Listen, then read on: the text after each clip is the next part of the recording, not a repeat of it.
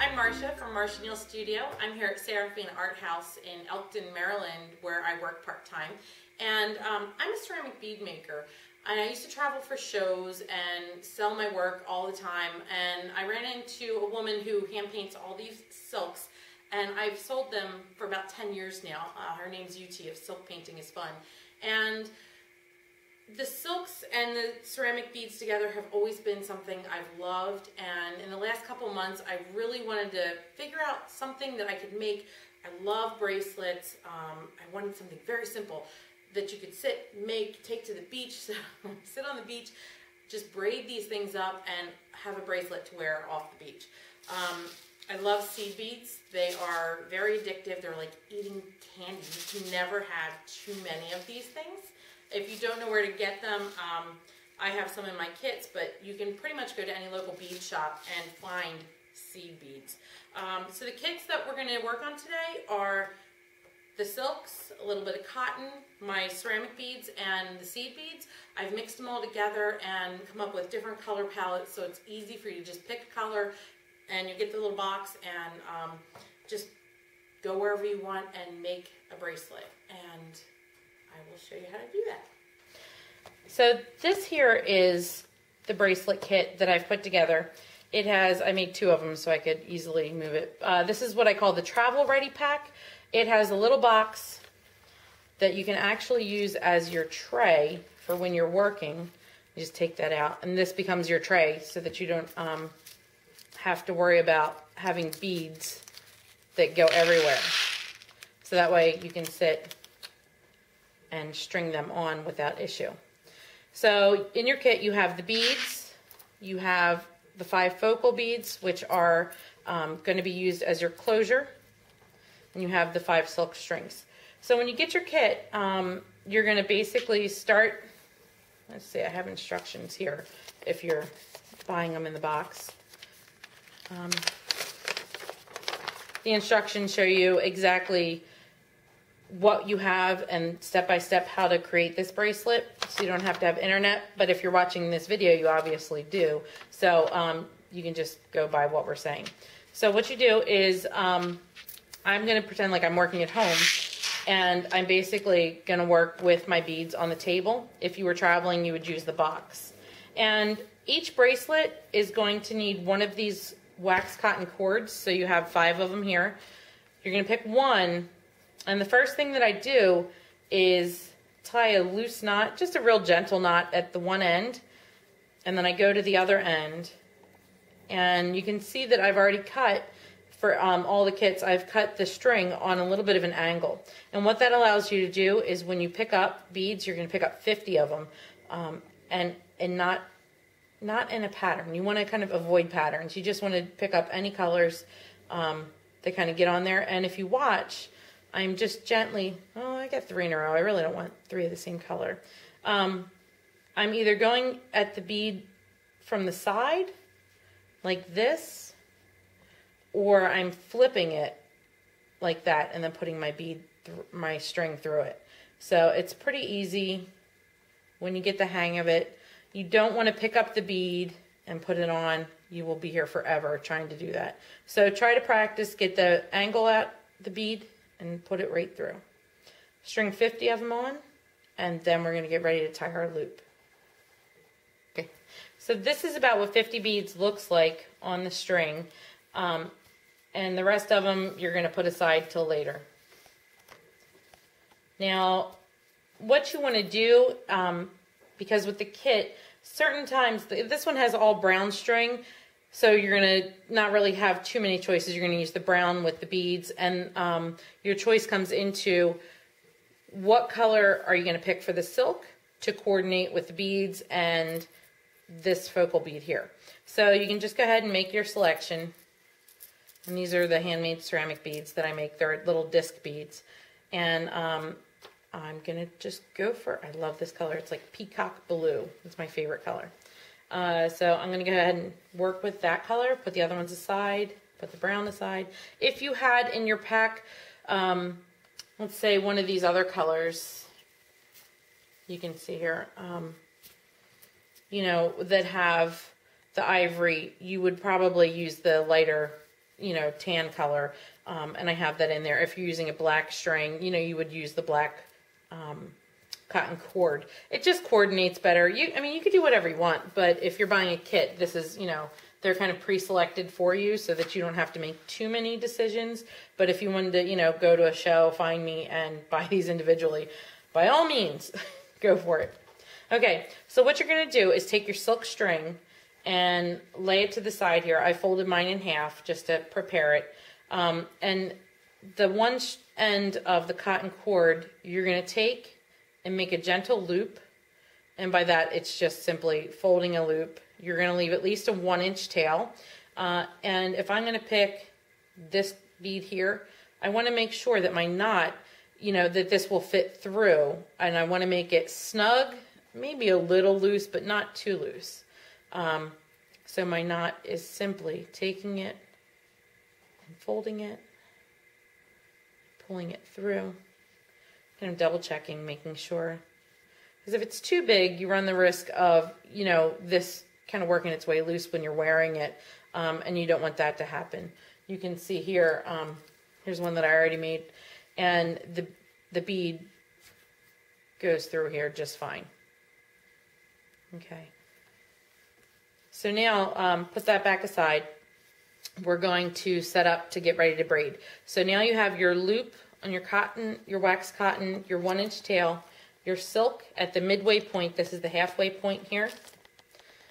You are going to then tie your silk onto the wax cotton by using this little tail. And it's simply just an overhand knot and just tie it on and really tighten it. You're just pulling it tight. That's all that is. Now this next part, what I like to do is to secure this and make it look really pretty.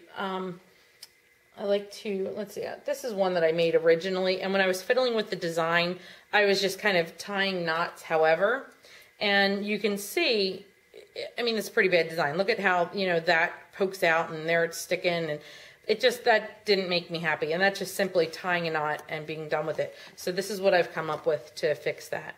So you take the 2 pieces of cotton, one of the silks, and you put it down together. This other silk, you're going to do, I believe it's a square knot. So you're going to make a loop here, take the silk from under, pull it over and through the hole. And what this is going to do is hold down the cotton and the other silk. And you're really securing that silk on there. Now you're going to take that one silk that you tied with, pull it down, move to the other silk, do the same thing. Loop the silk underneath and then back through the hole. And when you do that, you want to make sure to get the 2 pieces of cotton and the other silk. And you just want to pull them up. And this is a point, like I said, this is where you're really establishing your work here. You want to make it nice. You don't want it to fall apart. So now we have a tight knot here. We have the silks covering the cotton and this little itty bitty part here. And if you have a pair of scissors, which I have to grab a pair real quick, I forgot my scissors, you're going to cut this off. If you don't have scissors and you're traveling and you're sitting on the beach with your feet in the sand and you don't have scissors on you, don't worry about it. You can cut that off later. Not a big deal. But I'm going to go ahead and get the scissors, cut this off, and then get the braid set up ready to go. I'm going to get this all cleaned up. I'll be right back. Okay, so I've got, these are Fiskars. They're just real, I love these things. Watch. So they're spring loaded. If you need permission to go buy yourself a new pair of sharp fabric scissors or detail scissors, get these. I know Serafina sells them on her, Sarah sells them on the website. So to cut this off, you're only cutting that little, watch this. Boop. Look how sharp these are. They're awesome. Make sure safety seal them again when you're done. So then to secure this, what we're going to do is in your travel pack, you have a little, I threw a binder clip in there because I figured if you're traveling, you're really not going to have masking tape on you to be able to tape this down and use it, and you really want to be careful on what surface you're doing. But if you're sitting somewhere, you know, you can grab a binder clip, clip it to the top of the braid and onto something, whether it's your shorts, you know, an airplane pocket, who knows, anything that will basically give you resistance so you can braid. If I'm at home, I may use a clipboard. This is just a regular standard clipboard, and put that on here. It's dark, I'm not going to use it for this. I'm going to demo with something else. My absolute favorite thing to use is this macrame board, and it's made by the Beadsmith. They're really great. It has all these grooves. I can't work though with all the stuff on the one side, so I always flip it over so it's blank. So what I do is, I love it. Look, you just has foam, goes right in. So you secure the loop, and then all the beads that are on here with that little knot. When you work, you pretty much, you want them to be close to the braiding area. If not, it's going to drive you nuts. They're going to be hanging low. So whether you're using a clipboard, a piece of masking tape, a binder clip, you want to secure that second end so that when you're working, you're only, you know, you have the beads right here at your disposal. That's all the movement that they have. So you're going to start your braid by taking one of the strings, one of the silks either side, and a braid is basically 3 strings, and you move one from the left to the center, then the one to the right to the center, one to the left to the center, one to the right to the center, always moving the ribbons on top to the center from left to right, left to right. It's a very simple thing. If you have never done it, practice it a little bit. You'll get it in no time. So silks move one then the other. Now when I'm going to move the cotton cord, this is when I'm going to move my bead up. So you can see the bead is up and the string is to the middle. So then you keep following the pattern. Left to the middle, right to the middle. And when I'm working, I'm not working flat on a table. When I'm at home, I'm sitting in a chair and this thing is in my lap. So I'm working flat. So it's a little more awkward, but you'll get the hang of it. What you want to remember though is when you're doing this, you want to be comfortable and not be stressed out. So you sit in a chair, get relaxed, and your fingers will help hold the bead. I know with filming it I might be all thumbs at this point. So you're basically taking the bead, moving it up, and just braiding left and right. And then one of the things that you want to watch out for is if you work like this on a flat surface and you're really tense, your braid might start to get really scrunched up, or it might be really tight like this. You want to really sit, put it on your lap, and you know, work so that you're comfortable. If your bead ends up in the middle, just simply use your fingers and push it to the side, because the braid, you do want it sitting on the left and right of the braid like this all the way down. So I'm going to go ahead and finish this braid. You want to get to a point, all 50 beads, you can braid it. At the very end, you'll have just braid left, and that's okay, because that's where we're going to end up putting our focal bead. We're going to measure it. Everybody's wrist is a different size, so we're going to measure it, put the bead on, and I'll be right back for that.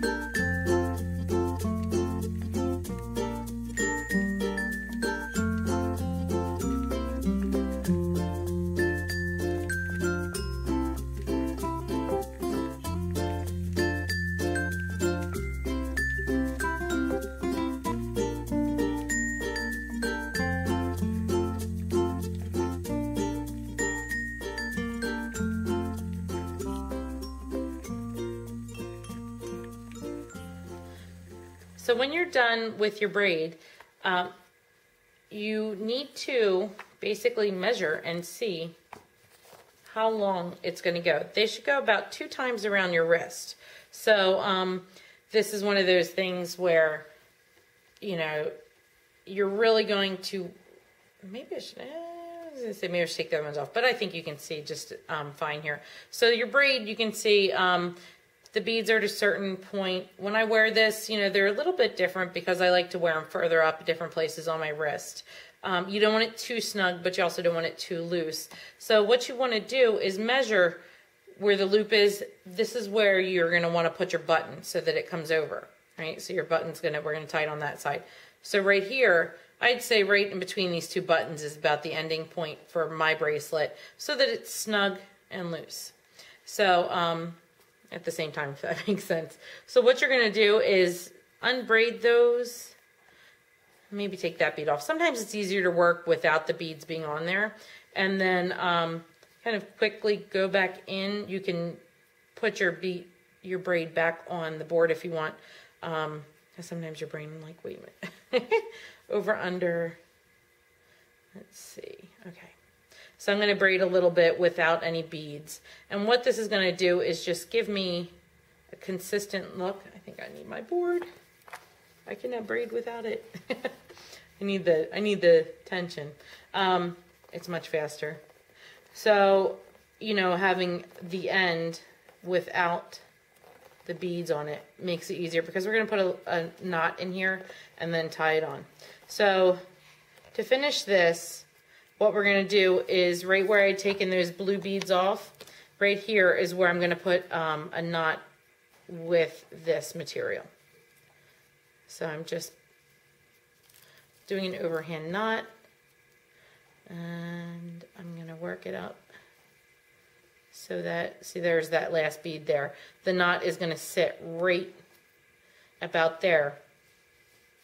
And that's just a simple overhand knot. Now at this point, these silks, I'm going to have them to work with and the wax cotton. So you have your beads on here. You're going to undo your knot. If you tied it really tight, you're probably going to need to cut it off. So leave these extra few beads here to the side, and you have some left over from your kit. You're going to want to find